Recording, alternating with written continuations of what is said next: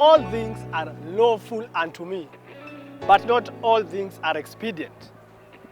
All things are lawful for me, but I will not be brought under the power of any.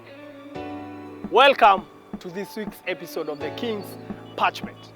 On the premiere episode of the King's Parchment, we started looking into the life of the man Daniel. 3 things stand out about the man Daniel as we saw last week. He was a purposeful man, he was a prayerful man, and he was a prophetic man. Another man who peace worked for him was the man Joseph. The pit, Potiphar's house, the prison, then the palace. I digress. The easiest way to live a purposeful life is to be disciplined. Discipline is the hallmark of any great man, of any champion.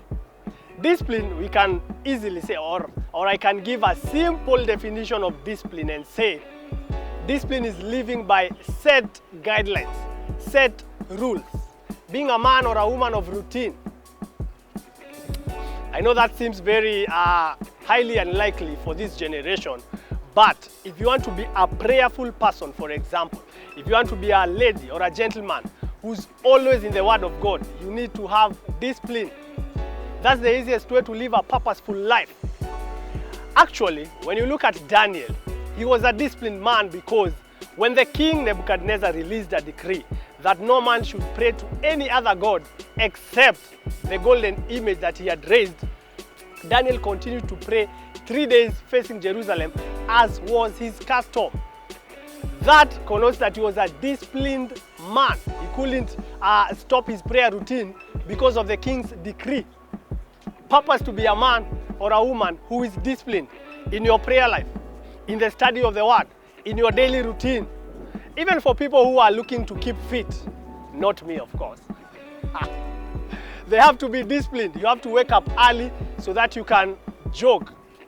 You know, for people who are maybe in the business world, in the economy world, you have to be disciplined so that you can reach your goals, you can attain your goals.